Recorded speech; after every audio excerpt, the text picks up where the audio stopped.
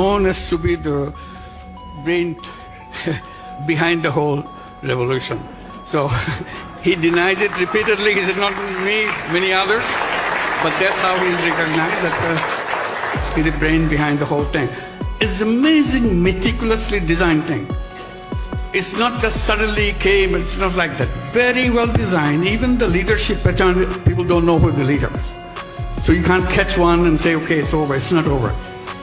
So it's completely diverse. When they speak, the language.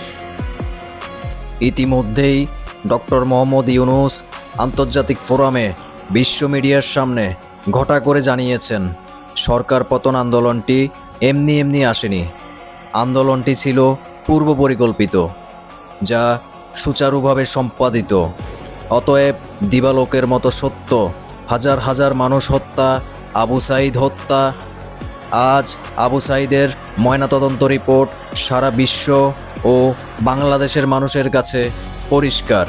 বিটিভিতে ভয়াবহ অগ্নিসংযোগ, গণভবন লুটপাট, বঙ্গবন্ধুর বাসভবন ভস্মীভূতকরণ, মেট্রো রেল সহ যাবতীয় রাষ্ট্রীয় সম্পদ ধ্বংস, 560টি থানা অগ্নিসংযোগ ও শত শত পুলিশ হত্যা, ধর্মীয় সংখ্যালঘু নির্যাতন ও নিধন, দেশব্যাপী আওয়ামী লীগ নিধন ও ঘরবাড়ি ব্যবসা প্রতিষ্ঠান ধ্বংস ও অগ্নিসংযোগ করা, 17টি কারাগারে আক্রমণ, জঙ্গিদের ছিনিয়ে নেওয়া সহ দেশটাকে মৃত্যুপুরী বানানো সবই ছিল পূর্ব পরিকল্পিত এবং সুচারুভাবে সম্পাদিত।